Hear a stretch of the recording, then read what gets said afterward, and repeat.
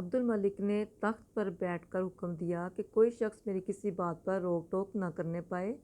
اور جو شخص ایسا کرے گا سزا پائے گا۔ اگرچہ اس پر بھی آزادی پسند عرب کی زبانیں بند نہ ہوئیں تاہم بہت کچھ فرق آ گیا تھا۔ انہوں نے یہ کہا کہ جب عبد الملک نے تخت پر بیٹھ کر یہ حکم دیا کہ میری کسی بات میں کوئی مداخلت نہ کرے، روک ٹوک نہ کرے، میں جو بھی کروں اس کو منوعاً بالکل ویسے ہی قبول کر لیا جائے اور جو شخص اس پر روک ٹوک کرے گا وہ سزا پائے گا۔ اگرچہ ذاتی پسند عرب کی زبانیں بند نہ ہوئیں لیکن کچھ فرق آ گیا تھا۔ عمر بن عبدالعزیز جو ہیں جب وہ خلافت میں آئے انہوں نے اس بدعت کو بالکل مٹا دیا۔ بدعت مذہب میں وہ بات شامل کر دینا جو کہ اسلام میں شامل نہ ہو۔ بدعت کے لغوی معنی جو ہیں وہ کسی نئی بات کے ہیں، لیکن اصطلاحی معنی جو ہیں وہ ہیں کہ دین اسلام میں کسی ایسی رسم کو یا ایسی پیدا کر دینا جو قرآن اور سنت میں نہ ہو، اس کو بدعت کہتے ہیں۔ تو یہ چونکہ ایک بدعت تھی، کیونکہ اسلام میں تو جمہوریت ہے، حق گوئی کی بات کی جاتی ہے، اس لیے اس کو انہوں نے مٹا دیا۔ اور انہوں نے کیا کیا کہ دو نہایت متعددین دین کی سمجھ بوجھ رکھنے والے جو بہت ہی زیادہ فہم و فراست والے لوگ تھے اور جو راست باز تھے، جو سچی بات کہنے والے تھے، اس کام پر مقرر کیے کہ عدالت کے وقت ان کے پاس موجود رہیں اور ان سے جو غلطی سرزد ہو فوراً ٹوک دیں، انہیں فوراً بتا دیں۔ ان کے اس طرز عمل سے لوگوں کو عام طور پر جرأت ہو گئی تھی اور لوگ نہایت بے باکی سے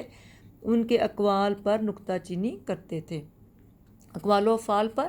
کہ اگر ان کے کسی قول میں کوئی غلط بات وہ کہہ دیتے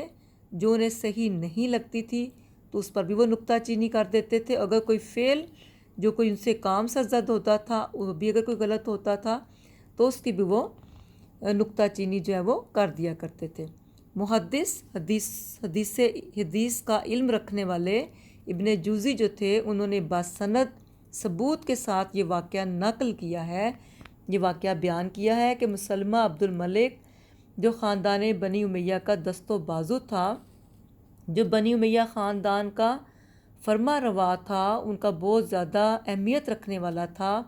اس نے ایک گرجا کے متولیوں کے مقابلے میں دعویٰ دائر کیا۔ فریق مقدمہ جو عیسائی تھے اجلاس میں حسب قاعدہ کھڑے تھے، لیکن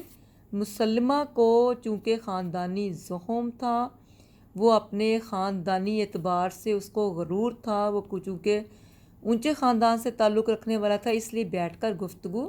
کرتا تھا۔ عمر بن عبدالعزیز نے کہا تمہارا فریق مقدمہ کھڑا ہے، جس نے مقدمہ کیا ہوا ہے، جو تمہارا فریق ہے، جو تمہارا ساتھی ہے وہ کھڑا ہے، اس لیے تم بیٹھ نہیں سکتے، تم بھی اس کے برابر کھڑے ہو جاؤ یا کسی اور کو مقرر کرو جو تمہاری طرف سے مقدمے کی پیروی کرے تاکہ انصاف ہو سکے۔ مقدمے کا فیصلہ بھی مسلمہ کے خلاف کیا، یعنی زمین متنازع جو تھی، وہ زمین جس پہ جھگڑا چل رہا تھا وہ گرجا کے متولیوں کو دلا دی۔ تو گرجا جو کلیسا ہوتا ہے، جو عیسائیوں کی جگہ ہوتی ہے جہاں پہ وہ اپنے مذہبی رسومات ادا کرتے ہیں، اور متولی انتظام کرنے والے جو ہوتے ہیں ان کو وہ جگہ جو ہے وہ دے دی۔ عمر بن عبدالعزیز اکثر عیسائیوں اور یہودیوں کے ہاں مہمان ہوتے تھے، لیکن ان کے کھانے کی قیمت دے دیا کرتے تھے۔ وفات کے وقت اپنے مقبرے کے لیے جو زمین پسند کی وہ ایک عیسائی کی تھی، اس کو بلا کر خریدنا چاہا۔ اس نے کہا امیر المومنین قیمت کی ضرورت نہیں، ہمارے لیے تو یہ امر برکت کا باعث ہوگا۔ انہوں نے کہا کہ اگر آپ یہ زمین اپنے مقبرے کے لیے ہم سے لیتے ہیں تو یہ امر جو ہے، یہ فعل جو ہے آپ کا، یہ ہمارے لیے باعث برکت ہے، ہم اسے اچھا سمجھیں گے۔ لیکن انہوں نے نہ مانا اور 30 دینار دے کر وہ زمین خرید لی۔ عمر بن عبدالعزیز کی حکومت اور سلطنت کا اصل اصول مساوات، برابری تھا اور جمہوریت تھا۔ اس آپ کو پتہ ہے کہ دین اسلام جو ہے وہ ہمیں مساوات سکھاتا ہے،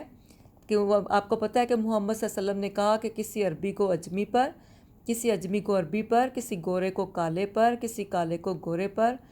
کوئی فوقیت حاصل نہیں ہے سوائے اس کے کہ کوئی کتنا پرہیزگار اور متقی ہے۔ اسلام میں اگر کسی کو فوقیت ہے، کسی کو برتری ہے تو وہ اس کے پرہیزگار اور متقی ہونے پر ہے۔ اس لیے اسلام کے مطابق تمام لوگ جو ہیں وہ برابر ہیں اور سب کو جمہوریت کا حق ہے، یعنی یہ کہ تم لوگ یکساں حقوق رکھتے ہیں کہ تمام لوگ یکساں حقوق رکھتے ہیں اور بادشاہ کو